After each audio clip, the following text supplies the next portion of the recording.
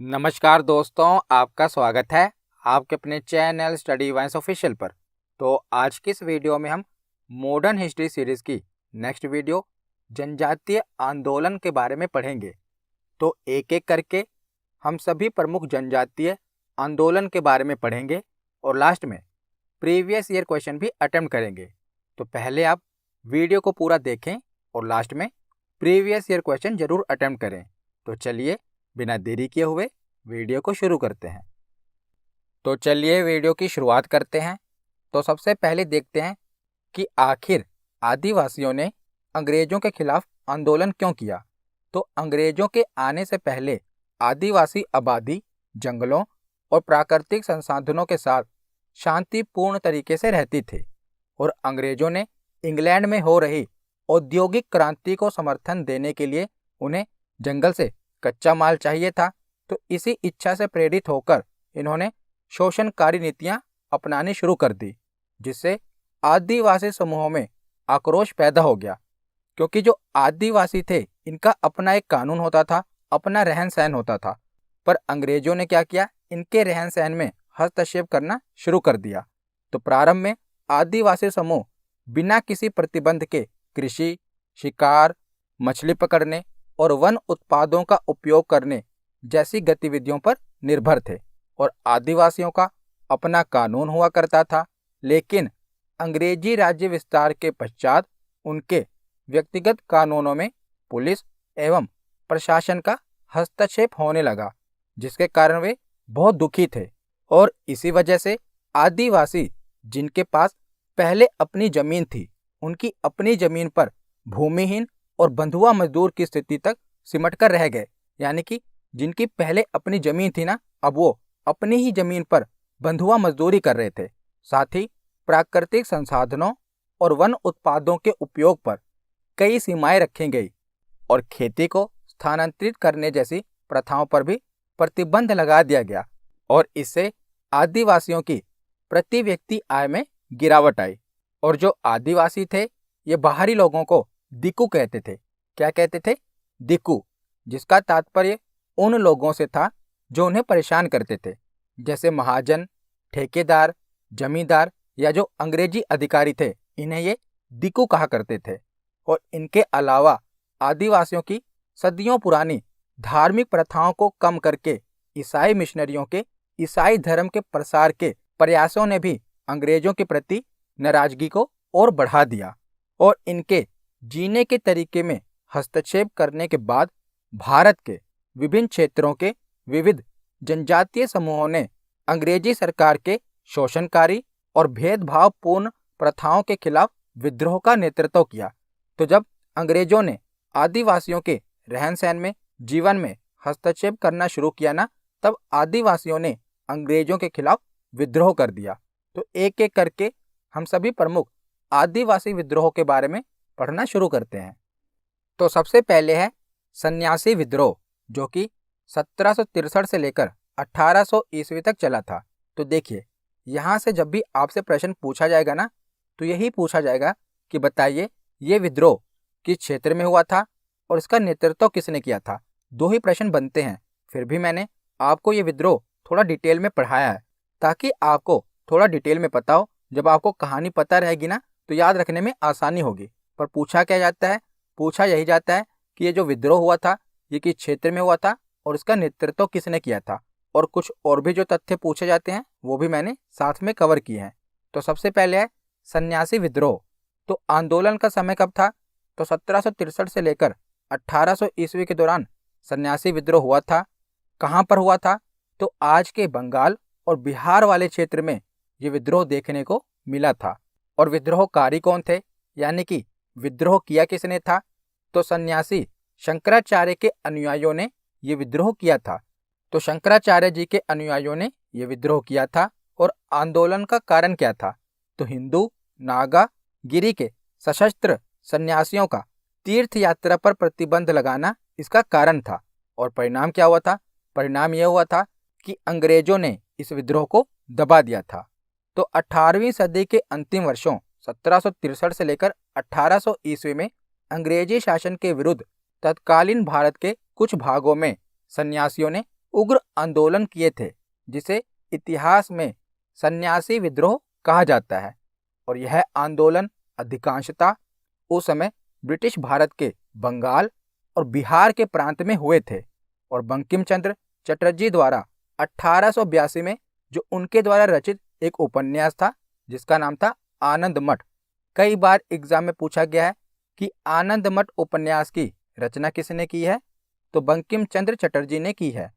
तो बंकिम चंद्र चटर्जी के उपन्यास आनंद मठ में सन्यासी विद्रोह का उल्लेख किया गया है। इंपॉर्टेंट है, एग्जाम में पूछा भी गया है कि आनंद मठ उपन्यास में किस विद्रोह का उल्लेख किया गया है। सन्यासी विद्रोह का उल्लेख किया गया है। और सन्यासी विद्रोह का प्रमुख कारण क्या था? हिंदू, नागा और गिरी के जो सन्यासियों का तीर्थ यात्रा पर प्रतिबंध लगाया गया था, ये इसका प्रमुख कारण था। और इन सन्यासियों में अधिकतर आदि शंकराचार्य के अनुयायी थे। तो सन्यासी विद्रोह को खत्म करने के लिए बंगाल के गवर्नर जनरल वारेन हेस्टिंग ने कई कठोर कदम उठाए थे और अंग्रेजों द्वारा 1820 ईस्वी तक सन्यासी विद्रोह का दमन कर दिया गया था। तो यहाँ से आपको 3 चीजें याद रखनी है। पहली तो ये कि किस क्षेत्र में हुई थी, तो बंगाल और बिहार के क्षेत्र में हुई थी। और दूसरी ये कि विद्रोहकारी कौन थे, तो सन्यासी शंकराचार्य जी के अनुयायी थे। और तीसरी बात ये कि किस उपन्यास में सन्यासी विद्रोह का उल्लेख है, तो आनंद मठ उपन्यास में इसका उल्लेख है, जिसकी रचना बंकिम चंद्र चटर्जी ने की थी। तो सन्यासी विद्रोह से आपको ये 3 चीजें पता होनी चाहिए।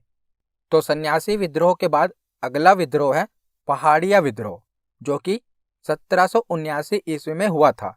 तो अंग्रेजी हुकूमत के खिलाफ भारत की आज़ादी के आंदोलन में तिलका मांझी को आदि विद्रोही का दर्जा प्राप्त है। तो तिलका मांझी ने ही पहाड़िया विद्रोह का नेतृत्व किया था और तिलका मांझी को आदि विद्रोही का दर्जा प्राप्त है। इन्होंने ईस्ट इंडिया कंपनी के बिहार, बंगाल और उड़ीसा में राजस्व वसूली और जमीन पर पहाड़िया आदिवासियों के आंदोलन को नेतृत्व प्रदान किया था। किसने? तिलका मांझी ने। और तिलका मांझी ने 1780 से 85 के मध्य ब्रिटिश हुकूमत के ऊपर लगातार हमले किए थे और इसके लिए इन्होंने आदिवासियों और अन्य लोगों को एकजुट करना शुरू किया और शाल के पेड़ की छाल में गांठ बांधकर गांव-गांव आदिवासियों को एकजुट होने का निमंत्रण भेजा गया। किसके द्वारा? तिलका मांझी के द्वारा।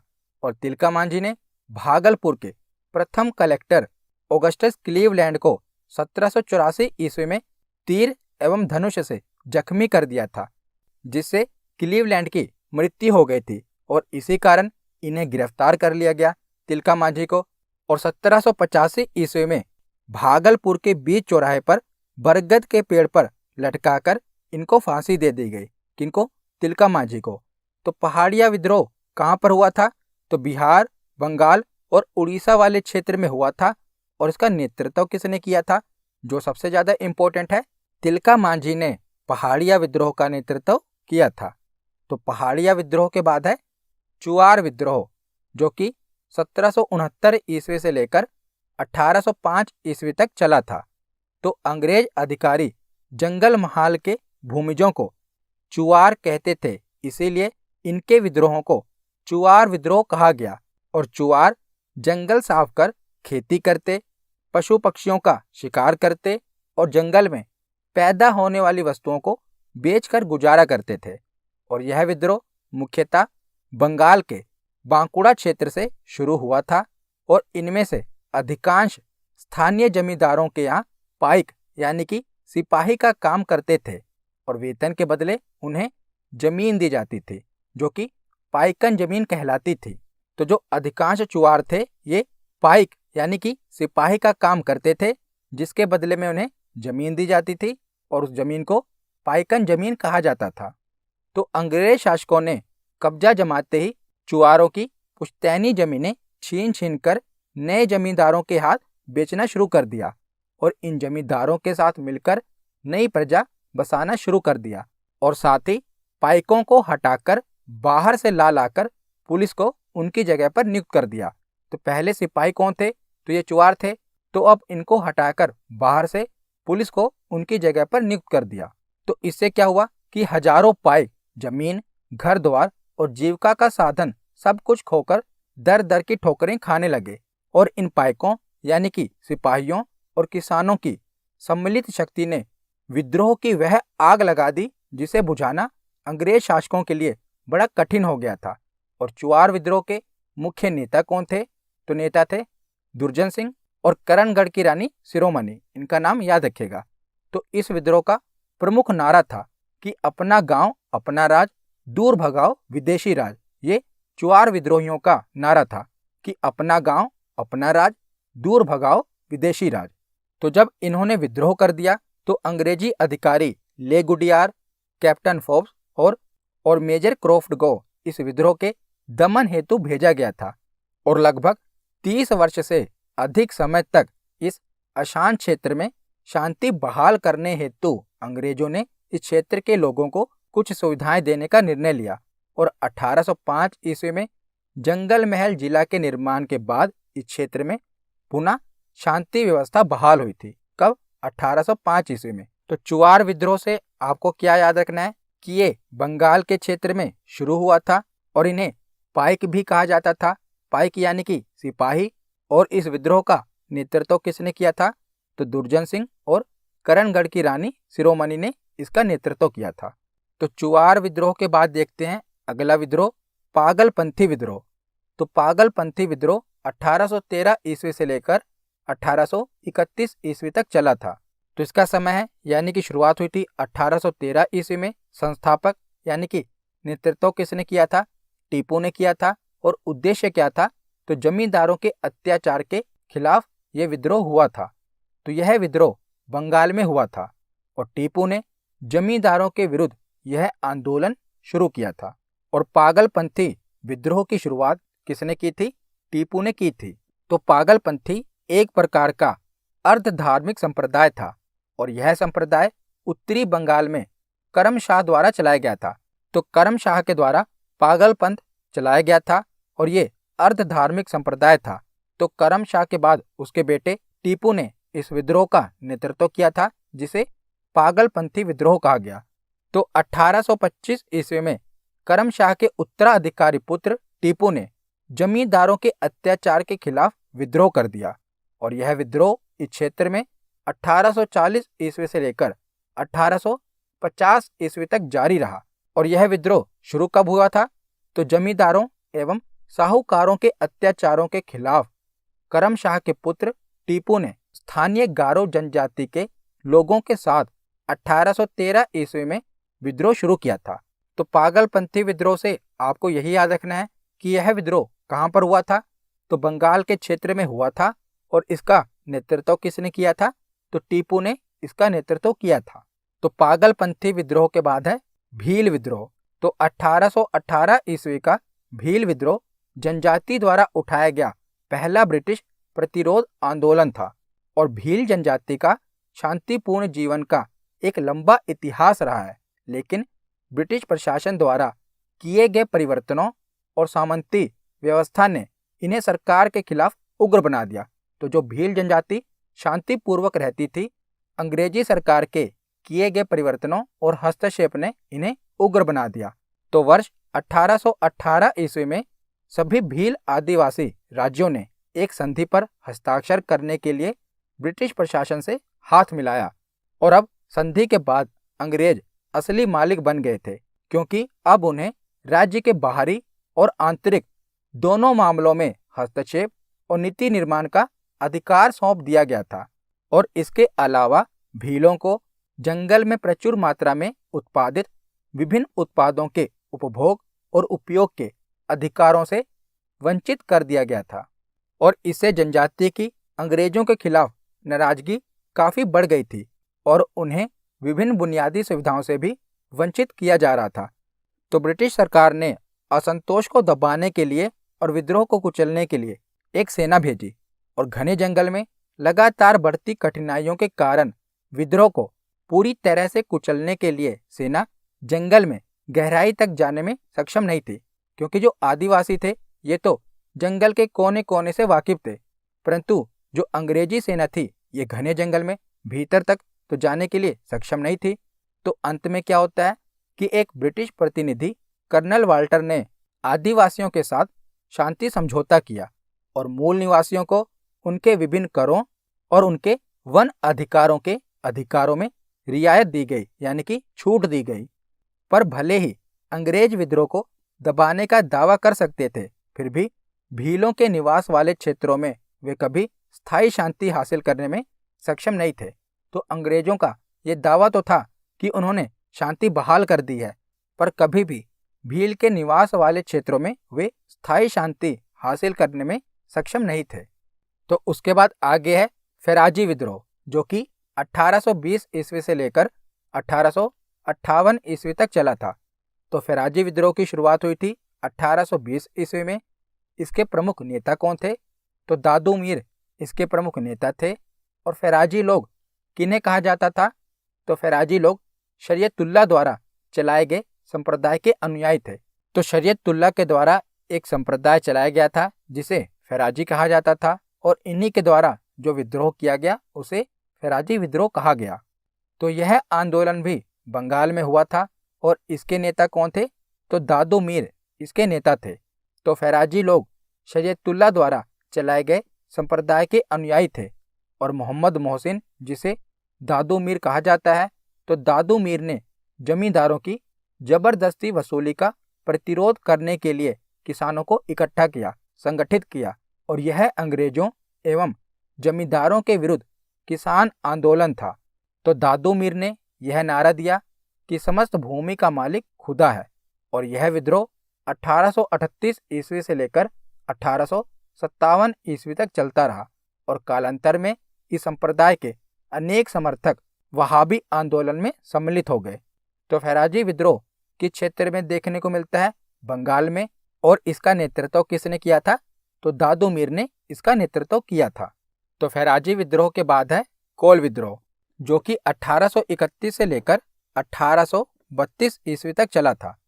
तो कोल भारत में छोटा नागपुर, जो कि झारखंड में है, इस क्षेत्र के निवासी थे कोल, और अंग्रेजों के आगमन से पहले वे अपने पारंपरिक प्रमुखों के अधीन पूर्ण आज़ादी का आनंद लेते थे। लेकिन अंग्रेजों के सत्ता में आने के बाद यह प्रथा उलट गई, और अंग्रेजी सरकार ने गैर आदिवासी साहूकारों, जमींदारों और व्यापारियों की अवधारणा भी पेश की, और इस वजह से कोल अपनी पारंपरिक जमीन बाहरी लोगों या साहूकारों के हाथों बेचने या ब्याज के रूप में देने को मजबूर हो गए, और उन्हें बड़ी मात्रा में कर भी चुकाना पड़ा। तो ब्रिटिश न्यायिक नीतियों ने उनके संकट को और बढ़ा दिया, और इस सबके चलते कोलों ने 1831-32 में अंग्रेजी सरकार और बाहरी लोगों के खिलाफ विद्रोह कर दिया। और इस विद्रोह का एक प्रमुख नेता था, क्या नाम था? बुद्धू भगत। Very very important. तो कोल विद्रोह का प्रमुख नेता कौन था? बुद्धू भगत। तो इन्होंने विद्रोह कर दिया और कई गैर आदिवासियों को मार डाला और उनके घरों को भी जला दिया। तो इनका सशस्त्र विद्रोह 2 साल तक चला, जिसके बाद अंग्रेजों ने इसे बेरहमी से दबा दिया। तो उसके बाद अगला विद्रोह है खासी विद्रोह, जो कि 1830 ईस्वी से लेकर 1833 ईस्वी तक चला। तो खासी विद्रोह 1830 से 33 के बीच उत्तर पूर्वी पहाड़ी पर हुआ, और खासी विद्रोह खास करके असम वाले क्षेत्र में देखने को मिला। तो इस विद्रोह का प्रमुख कारण ब्रिटिशों द्वारा वहां की स्थानीय जनजातियों को जबरन सड़क निर्माण में लगाया जाना था, जिसके विरोध में उन्होंने यह विद्रोह कर दिया। तो इस विद्रोह का नेतृत्व किसने किया था? तो खासी विद्रोह का नेतृत्व तीरथ सिंह के द्वारा किया गया था, और अंततः 1833 ईस्वी में अंग्रेजी सेना द्वारा इस विद्रोह को कुचल दिया गया। और इस विद्रोह की शुरुआत कब हुई थी? तो 1830 ईस्वी में इस विद्रोह की शुरुआत हुई थी। तो खासी विद्रोह का नेतृत्व किसने किया था? तीरथ सिंह ने इस विद्रोह का नेतृत्व किया था, और यह विद्रोह मुख्यतः असम वाले क्षेत्र में देखने को मिला था। तो उसके बाद आगे है कूका विद्रोह, जो कि 1840 से लेकर 1872 ईस्वी तक चला था। तो कूका विद्रोह की शुरुआत पंजाब में एक धार्मिक आंदोलन के रूप में हुई थी, लेकिन धीरे धीरे यह विद्रोह राजनीतिक विद्रोह के रूप में परिवर्तित हो गया। तो पहले यह धार्मिक आंदोलन के रूप में शुरू हुआ था, परंतु धीरे धीरे इस विद्रोह ने धार्मिक आंदोलन से राजनीतिक आंदोलन का रूप धारण कर लिया और यह विद्रोह भी अंग्रेजों के विरुद्ध ही था। तो सिखों के नामधारी संप्रदाय के लोग कूका भी कहलाते हैं और इन्हीं के द्वारा कूका विद्रोह शुरू किया गया था। तो कूका आंदोलन की शुरुआत भगत जवाहरमल, जिन्हें सियान साहब कहा जाता था, उनके द्वारा और उनके शिष्य बालक सिंह और राम सिंह के द्वारा पश्चिमी पंजाब में किया गया था कूका विद्रोह। तो कूका लोगों ने पूरे पंजाब को 22 जिलों में बांटकर अपनी समानांतर सरकार बना डाली थी। तो एक प्रकार से इन्होंने पंजाब पर शासन करना शुरू कर दिया था, पर अधूरी तैयारी में ही यह विद्रोह भड़क उठा, जिस कारण यह विद्रोह दबा दिया गया।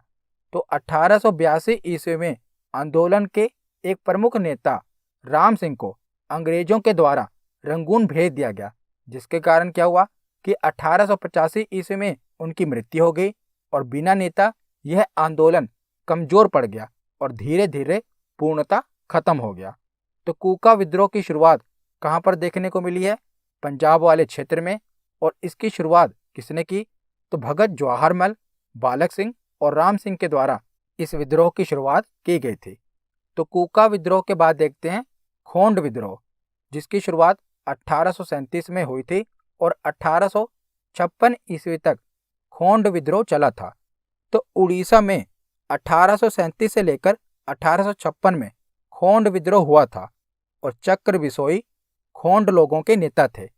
तो खोंड विद्रोह कहाँ पर देखने को मिला था?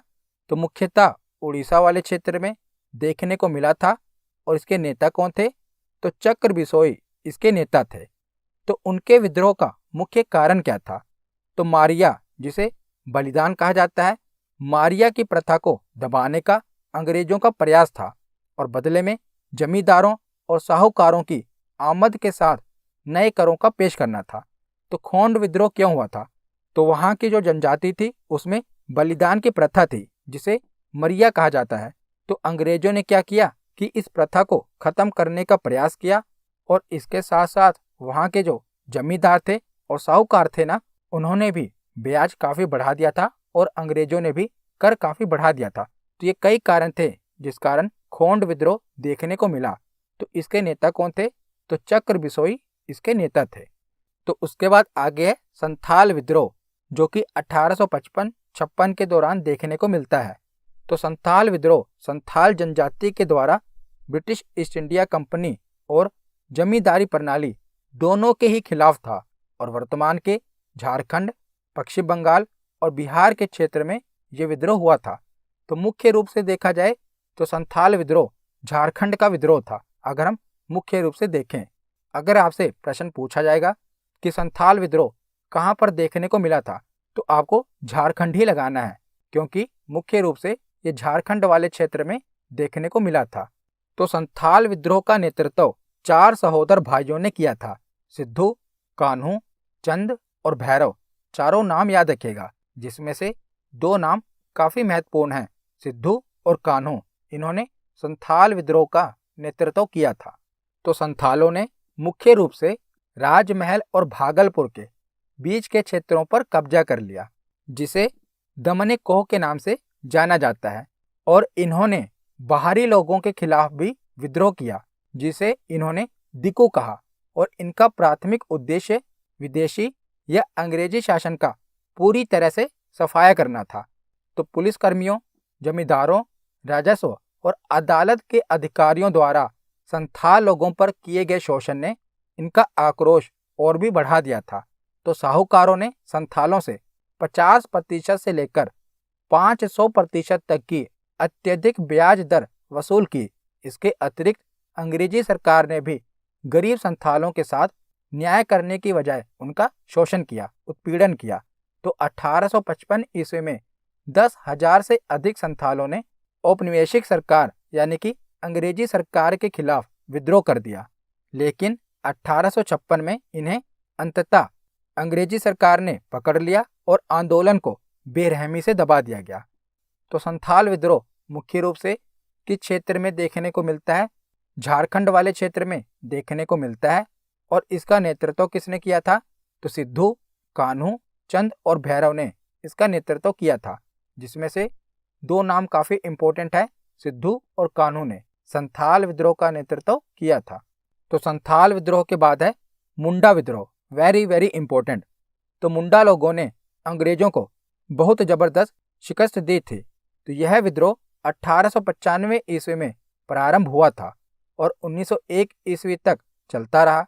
तो मुंडाओं के विद्रोह का क्षेत्र भी छोटा नागपुर का पठार, जो कि झारखंड में है। तो यहाँ से इस विद्रोह की शुरुआत हुई थी, झारखंड से। और इनका प्रमुख नेता कौन था? तो बिरसा मुंडा इनका प्रमुख नेता था। वेरी वेरी इंपॉर्टेंट, इनका नाम याद रखिएगा, बिरसा मुंडा। और इसे उल गुलान विद्रोह भी कहा जाता है। किसे? मुंडा विद्रोह को उल गुलान विद्रोह भी कहा जाता है। और मुंडाओं में सामूहिक खेती का प्रचलन था और इस तरह की खेती को खुंटकुटी कहा जाता है। तो जो मुंडा जनजाति थी, ये सामूहिक खेती करती थी और इस तरह की खेती को क्या कहते थे? तो खुंटकुटी कहते थे। तो मुंडाओं की जमीन पर जमींदारों द्वारा कब्जा कर लिया गया, जिससे मुंडाओं में आक्रोश था और मुंडाओं द्वारा छिटपुट विद्रोह किए जाते रहे थे। किंतु मुंडाओं को संगठित करने का प्रयास किसने किया था? तो बिरसा मुंडा ने मुंडाओं को एकत्रित यानी कि संगठित करने का प्रयास किया था। तो बिरसा मुंडा का उदय एक चमत्कारी नेता के रूप में हुआ था। बिरसा मुंडा लोगों को विश्वास दिलाते थे कि ईश्वर ने मुझे अपना दूत बनाकर तुम्हारे पास भेजा है। ये बिरसा मुंडा कहते थे, मुझमें ईश्वर की दिव्य शक्तियां हैं, मैं तुम्हें इस शोषण और अन्याय से मुक्त कराऊंगा। और धीरे धीरे लोगों में यह विश्वास बढ़ता गया कि वास्तव में बिरसा मुंडा में कोई चमत्कारी शक्ति है और ये इन दिकुओं को यानी कि बाहरी लोगों को भगा सकते हैं। तो धीरे धीरे लोग बिरसा मुंडा को देखने के लिए एकत्रित होने लगे और 1899 ईस्वी में क्रिसमस के दौरान बिरसा मुंडा ने अचानक उग्र रूप धारण किया और अंग्रेजों को मार भगाने के लिए तथा जमींदारों और महाजनों के अत्याचारों से मुक्त कराने के लिए सभी मुंडाओं को एकत्रित करने लगे और इसने आह्वान किया कि अब पूरी धरती पर मुंडाओं का शासन होगा। तो बिरसा मुंडा ने कहा था कि इन दिकुओं से हमारी लड़ाई होगी और इनके रक्त से हमारी धरती लाल हो जाएगी। तो बिरसा मुंडा ने 5 जनवरी 1900 ईस्वी को विद्रोह की शुरुआत कर दी और चारों तरफ भयंकर रक्तपात होने लगा। शुरू में तो अंग्रेज महाजन और जमींदार मारे गए, किंतु बाद में अंग्रेजी सेना ने इस विद्रोह का सामना किया और अंग्रेजों ने मुंडाओं के विद्रोह का दमन कर दिया और बिरसा मुंडा पकड़े गए और इन्हें रांची के जेल में डाल दिया गया। और कुछ समय के बाद जेल में ही हैजा से इनकी मृत्यु हो गई। हालांकि इनमें बीमारी का कोई लक्षण नहीं दिखाई दिए। लोगों के अनुसार इन्हें जेल में जहर देकर मारा गया था, परंतु अंग्रेजों ने कहा था कि इनकी मौत हैजा के कारण हो गई। तो ये था मुंडा विद्रोह। तो यहाँ पर हमारा थ्योरी सेक्शन कंप्लीट होता है। अब हम प्रीवियस ईयर क्वेश्चन देखते हैं। तो पहला प्रश्न है कि निम्नलिखित में से कौन सा युग्म गलत सुमेलित है? तो आपको ये बताना है कि निम्नलिखित में से कौन सा गलत है। तो कोल विद्रोह का नेतृत्व बुद्धू भगत ने किया था, ये सही है। संथाल विद्रोह का नेतृत्व सिद्धू और कान्हू ने किया था, ये भी सही है। मुंडा विद्रोह का नेतृत्व बिरसा मुंडा ने किया था, ये भी सही है। पहाड़िया आंदोलन का नेतृत्व मुकुंद राय, ये गलत है। पहाड़िया आंदोलन का नेतृत्व तिलका मांझी ने किया था। तो ऑप्शन डी इसका सही जवाब है। अगला प्रश्न है कि भारत के इतिहास के संदर्भ में खुंडकट्टी प्रणाली या संयुक्त स्वामित्व निम्नलिखित में से किस घटना का वर्णन है? तो खुंडकट्टी प्रणाली हमने पीछे पढ़ा कि सामूहिक रूप से खेती होती थी, किसके द्वारा? मुंडा समुदाय के द्वारा। तो ऑप्शन ए इसका सही जवाब है। मुंडा विद्रोह, जिसे उल गुलान विद्रोह भी कहा जाता है, तो इसका सही जवाब है ऑप्शन ए। अगला प्रश्न है कि संथाल विद्रोह का नेतृत्व किसने किया था? तो संथाल विद्रोह का नेतृत्व किसने किया था? सिद्धू और कान्हू ने। ऑप्शन ए इसका सही जवाब है। अगला प्रश्न है कि 1875 से 1900 ईस्वी के बीच मुंडा विद्रोह का नेता कौन था? तो मुंडा विद्रोह का नेता था बिरसा मुंडा। ऑप्शन ए इसका सही जवाब है। अगला प्रश्न है कि भारत के इनमें से किस राज्य में संथाल विद्रोह हुआ था? तो संथाल विद्रोह मुख्य रूप से झारखंड में देखने को मिलता है। तो ऑप्शन डी इसका सही जवाब है। अगला प्रश्न है कि पागल पंथ की स्थापना किसने की थी? तो पागल पंथ की स्थापना की थी करम शाह ने। ऑप्शन बी इसका सही जवाब है। अगला प्रश्न है कि कोल विद्रोह से संबंधित क्षेत्र कौन सा है? तो कोल विद्रोह से संबंधित क्षेत्र है झारखंड। ऑप्शन ए इसका सही जवाब है। अगला प्रश्न है कि आनंद मठ में किस विद्रोह की चर्चा मिलती है? तो आनंद मठ उपन्यास में किस विद्रोह की चर्चा मिलती है? सन्यासी विद्रोह की। ऑप्शन सी इसका सही जवाब है। अगला प्रश्न है कि पागलपंथी विद्रोह का नेतृत्व किसने किया था? तो पागलपंथी विद्रोह का नेतृत्व टीपू ने किया था। ऑप्शन बी इसका सही जवाब है। तो आज का आखिरी प्रश्न है कि कूका विद्रोह कहां पर हुआ था? तो कूका विद्रोह पंजाब के क्षेत्र का विद्रोह था। तो इसका सही जवाब है ऑप्शन सी। तो आज की ये वीडियो यहीं पर खत्म होती है। कैसी लगी ये वीडियो कमेंट सेक्शन में जरूर बताना। धन्यवाद।